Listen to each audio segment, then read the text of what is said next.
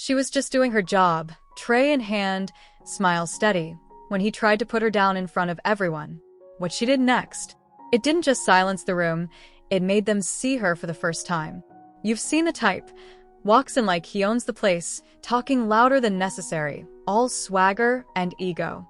That was Richard Ellison. He strutted into Hallberg International Kitchen one Thursday afternoon like he was auditioning for a TED Talk no one asked for. This wasn't your average lunch spot either. It was upscale, the kind of place where sparkling water came with a garnish and even the menus had weight. Maya Benton had worked there for 2 solid years. 5 days a week. 10 hours a shift. She could handle a full section with a smile that didn't always match her mood and still remember which customer had a dairy allergy and who needed their dressing on the side. Most people, they just saw the apron. They didn't know she spoke 3 languages. Didn't know she'd once dreamed of working at the UN. They never asked. Maya was 29. Warm brown skin. Tight curls pulled into a low puff. Eyes that noticed everything. And a voice so steady it could cut through chaos without raising itself. She hadn't planned to be in this job long. Not with a degree in linguistics and international relations. But when her mother died unexpectedly, her world shifted. 2 younger brothers needed her. So the career dreams went on hold. Because rent doesn't wait. And real life doesn't ask if you're ready. That afternoon started like any other. By 12:15, the lunch rush had rolled in, blazers, buzzwords, and Bluetooth earbuds. The kind of crowd that talked in startup jargon and scrolled spreadsheets while sipping cucumber water. Maya had been assigned table 9. For guests. All dressed in that effortless luxury way that quietly screamed, "I don't do discounts." Among them sat him, Richard Ellison. Mid-50s, white, polished silver hair styled with too much precision. Button-down shirt so stiff it probably resisted movement. The kind of man who walked into a room and expected gravity to shift in his favor. He didn't bother looking up when he spoke. "Make sure mine's gluten-free," he said flatly. "I don't trust a kitchen unless I see the chef sweat." Maya gave a calm, practiced nod. "Of course, sir. Our chef uses tamari. It's soy-based, no wheat." That made him pause, just for a second. He looked up, surprised she even knew what tamari was. But before he could respond, the woman across from him, French accent, polished tone, likely an investor, rattled off her order in rapid, formal French. Something about brasser blanc and whether the salmon was line caught. Without blinking, Maya answered her. Smooth, fluent French. Offered to confirm the salmon source with the kitchen, just to be sure. The whole exchange was under 20 seconds. But the change in the woman's expression said it all. She smiled. Her shoulders dropped. Her voice softened. Maya had shifted the room, without raising hers. It rolled off her tongue with ease. Natural, seamless. But Richard didn't like that. He dropped his fork with a loud clatter and grinned like he'd just uncovered a party trick. Well, look at you. Parlez-vous, waitress. Maya kept her smile in place, but her body shifted, just slightly. It's French, sir, she said calmly. Yes, I speak it. Kindly do us a quick favor. Please hit that like and subscribe button if you are touched by this story. Your support keeps us creating and sharing more powerful stories as this one. Thank you. Now let's get back to our story. Richard laughed, leaning back with smug satisfaction, like the room existed to entertain him. Well, if you're so smart, he said, stretching the words like gum. Why don't you translate this? Then, without warning, he fired off a sentence in German. It wasn't clean. It wasn't thoughtful. Just loud, messy, and clearly meant to test her. The table fell still. The French woman blinked, caught off guard. One of the other men shifted awkwardly in his chair. Even the buzz of nearby conversations seemed to dip. Maya didn't move. One hand rested lightly on her notepad. The other hung at her side. Still, poised. But this moment, this silence, it wasn't about language anymore. It was about what came next. Richard leaned back like he'd just won something. Arms crossed. Waiting. He expected her to stumble. To laugh it off. Maybe walk away. Instead, she lifted her gaze and looked him straight in the eye. Then, without raising her voice, She repeated his jumbled sentence, this time in flawless, precise German. Then came the correction, the version he meant to say, properly structured. And finally, the English translation. The mind is like a parachute. It only works when it's open. Her voice was steady, clear. No need to perform. That hush that had started at the table, it thickened. The French woman's eyes widened, lips parting. One of the men, probably Richard's VP, cleared his throat, unsure where to look. You could hear the soft scrape of a fork on porcelain from the next table. Richard let out a short laugh, but it landed hollow.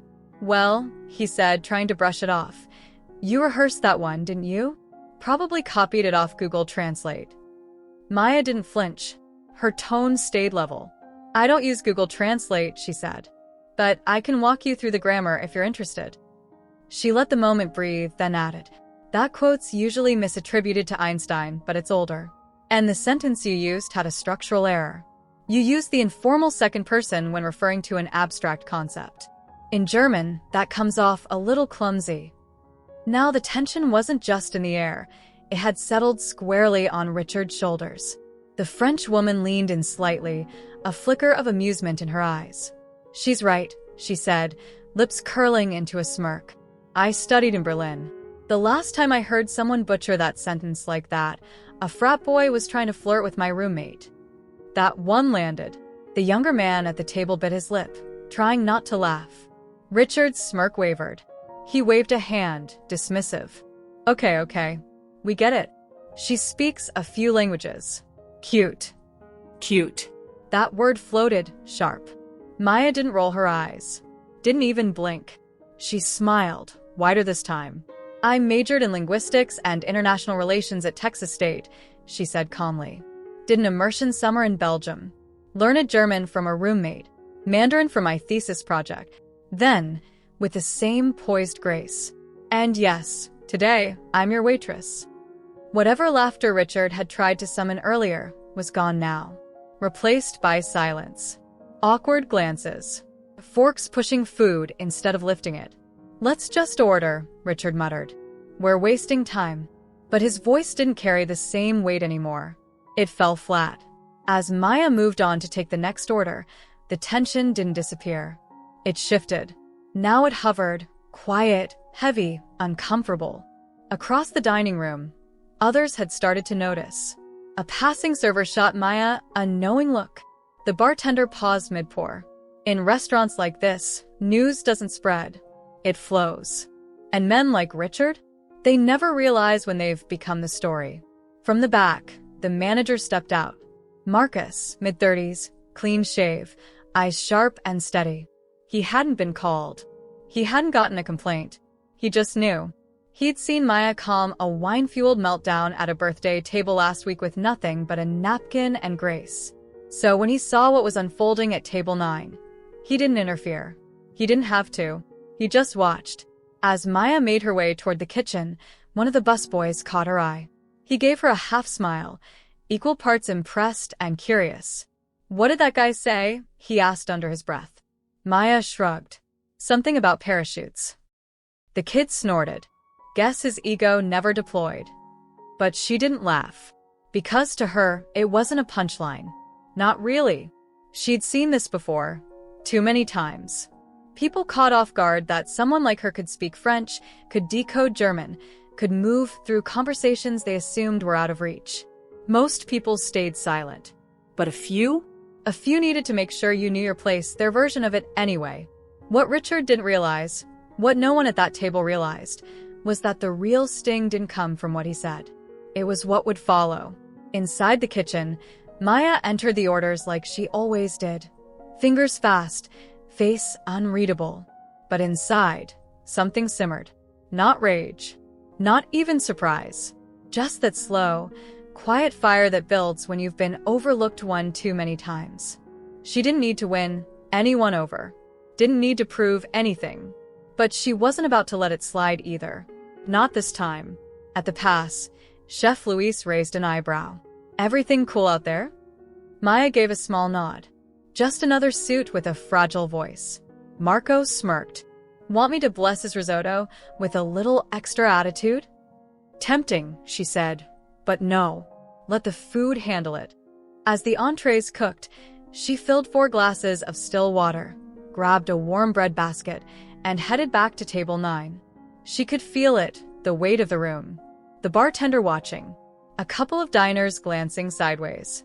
Even Marcus had moved from the back and now stood near the host stand, pretending to check the floor plan. At the table, the vibe had shifted again. The smugness was gone. Now it was something quieter, tighter, the kind of tension that settles in when no one's quite sure who holds the power anymore.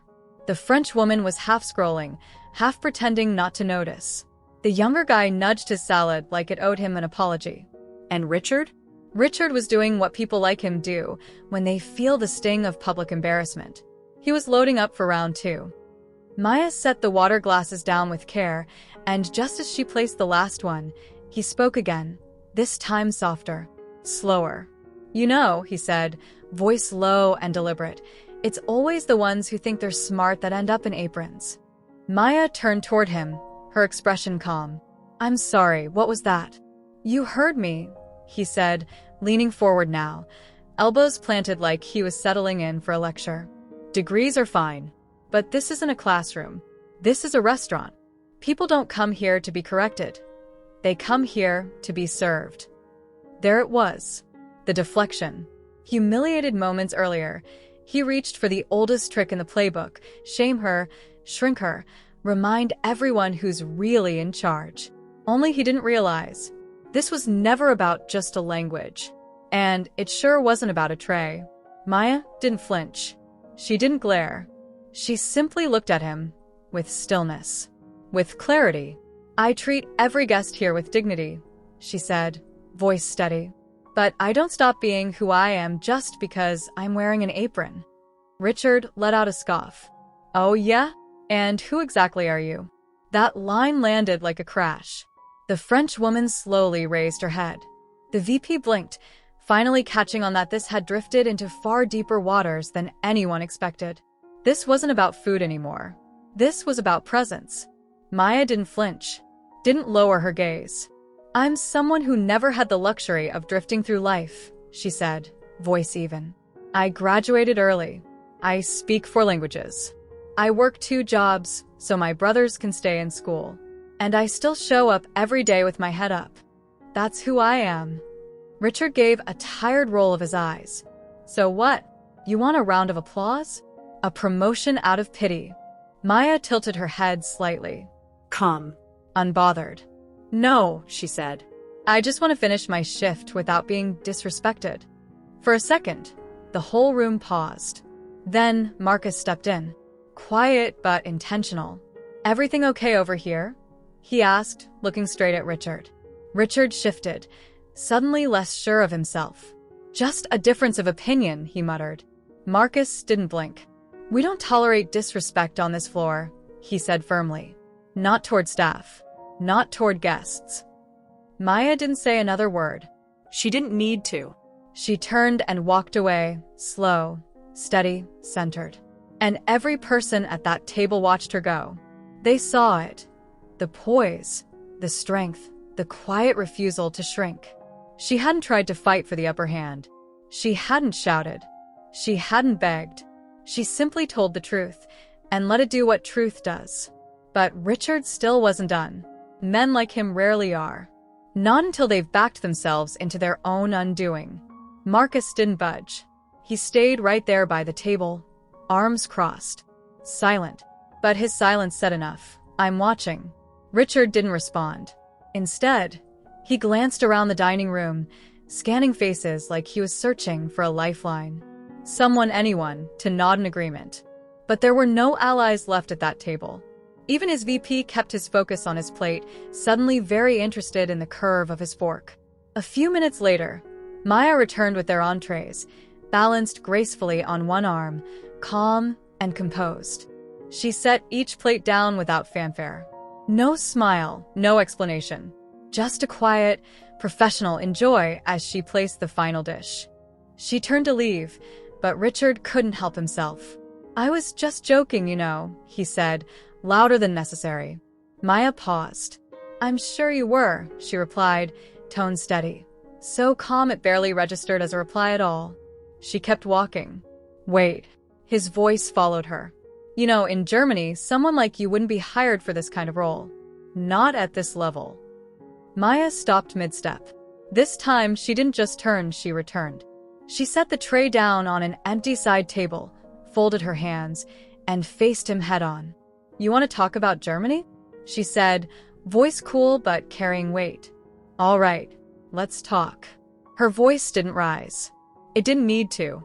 I lived in Frankfurt for 6 months during my final year of university. I worked as an interpreter for a nonprofit that helped resettle refugees from Syria, Congo, and Iraq. Her eyes didn't leave his.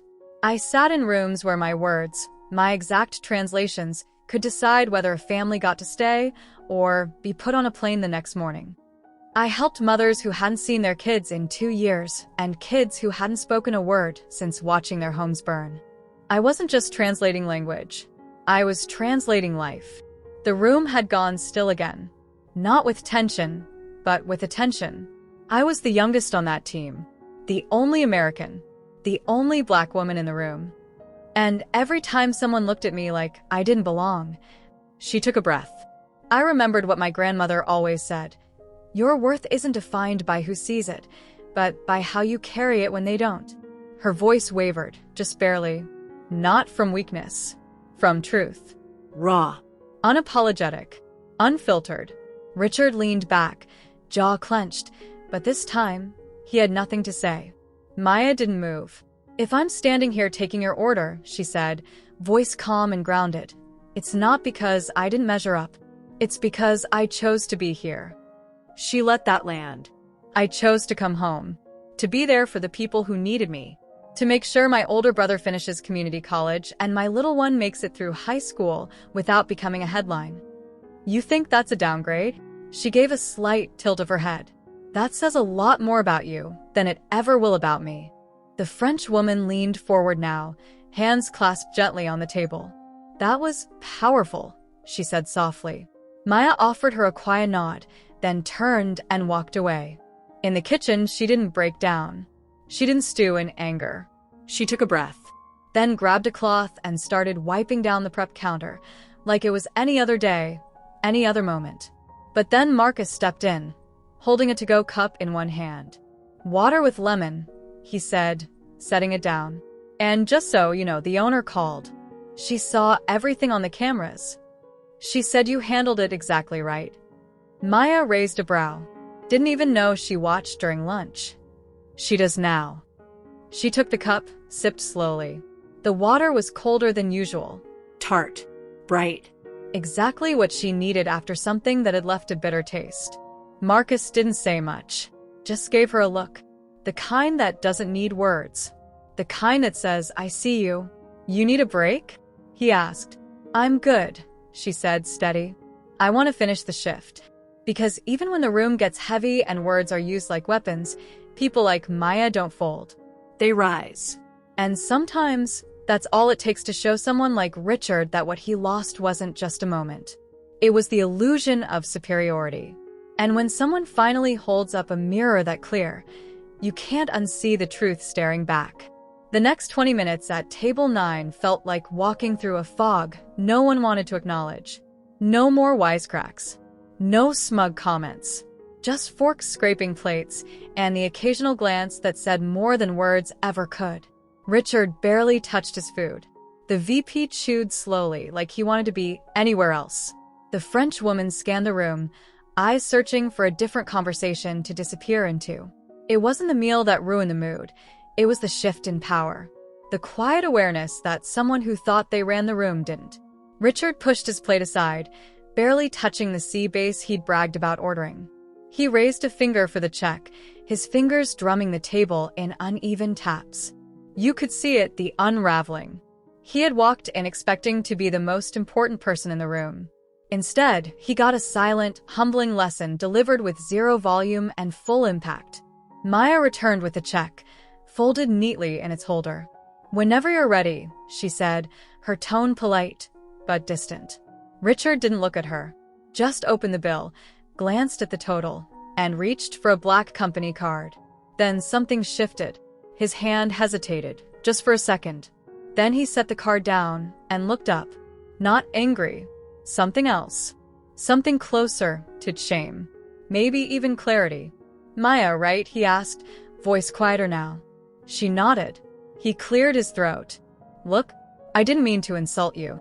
She didn't answer. Just waited. He exhaled. "I guess I've spent so much time in rooms where cutting people off is just how things work. I didn't expect your words to hit like they did." Maya tilted her head slightly, arms folded. "You didn't expect someone like me to hit back." He nodded slowly. "Yeah." She said nothing more. He looked down, like the words were getting harder to form. "I've pushed through a lot of rooms in my life," he said, "but I've never had to earn my seat the way you clearly have." She looked at him, unblinking. "That's because the chairs are already pulled out for you," she said. "You don't even have to ask." That one hit hard. The VP looked away, pretending to study the salt shaker. Richard swallowed. "Maybe it's time I stop expecting that." The French woman finally spoke, her voice soft but firm. "It's not about being flawless," she said. "It's about being able to listen when someone shows you what's real." Richard nodded once. No defense. No spin. Just silence. He signed the bill, added a generous tip, and slid it back toward Maya. Then paused. "Your brothers," he said. "They're lucky. They've got someone with more strength than half the execs I sit across from every week." Maya didn't smile, but her eyes, just for a moment, softened. "I know," she said. "They don't see it yet, but they will." As Maya turned and walked away, Richard didn't sit like a man who'd just enjoyed lunch. He slumped back, quiet, like someone handed a mirror they didn't ask for, forced to see their own reflection more clearly than they wanted. Meanwhile, Maya made her way to the back. Marcus was waiting near the coffee station, arms folded. "What did he say?" he asked. "Something that sounded like an apology," she replied, casual. "You believe him?" She shrugged. "Doesn't matter. I wasn't doing it for him. And that was it. Because moments like this, they're not about winning, not about payback or applause." For Maya, it was never about putting anyone in their place. It was about holding her own, without lowering herself. It was about choosing not to shrink, even when the room wanted her invisible. But that wasn't the last of it. Because sometimes, the echo of your truth keeps ringing long after the silence returns. At 5:45 p.m., as she clocked out, the vibe in the restaurant had shifted. The lunch crowd was gone. Couples had started drifting in for dinner, soft jazz humming in the background. Maya had changed into a hoodie and sneakers, apron tucked under one arm, hair pulled back tighter than before. She was halfway to the exit when Marcus leaned out from the office window and waved her down. "You got a minute?" She narrowed her eyes. "If this is about Friday's shift, I'm telling you now, I'll wrestle you for it." He grinned. "Not that. Something else." He handed her a tablet. On the screen, an email sat open. It was from corporate. From Richard. Subject line, "Today." The message was short. No fluff. No excuses. "I don't know what made me feel the need to be the loudest person in the room today. What I do know is I saw myself in someone who didn't let it slide. Please thank Maya for her grace. She had every right to shut me down, and instead, she chose strength without spite. If she ever wants a seat on the international client team, I'll back that decision without hesitation. She has my full recommendation." Maya stared at the screen for a long moment, not because she was moved, not even because she was impressed, but because she honestly hadn't seen that coming. Marcus leaned on the edge of the desk, arms crossed, watching her closely. "You thinking about it?" Maya exhaled, still holding the moment in her chest. "I'm thinking the universe has a strange sense of timing." He nodded once. "Still, doors like that? They don't open for nothing. It's yours if you want it." She didn't rush an answer, just handed him the tablet, her fingers light on the edge. "I'll sleep on it," she said quietly. And with that, she stepped outside. The Austin evening wrapped around her shoulders like a sigh, warm, still, full of breath she hadn't realized she'd been holding all day. But it wasn't the offer echoing in her head. It was the rare moment when someone with power had to sit in their discomfort and stay there long enough to actually feel it. Because that's the truth people don't like to admit. Most never get called out. They skate through boardrooms, restaurants, conference halls, without once being held accountable. They smirk at the ones wearing aprons. They dismiss the girl with the pen behind her ear. They overlook brilliance until it speaks back, and suddenly, they can't unhear it. But this wasn't about shaming anyone into silence. It was about slowing them down just long enough to listen. Maya didn't walk into work that morning to make a point. She was hoping for clean shifts, good tips, and maybe 5 minutes of quiet before dinner rush kicked in. But life doesn't hand you warnings. It just throws you in. And sometimes the one testing you doesn't realize they're the ones being tested.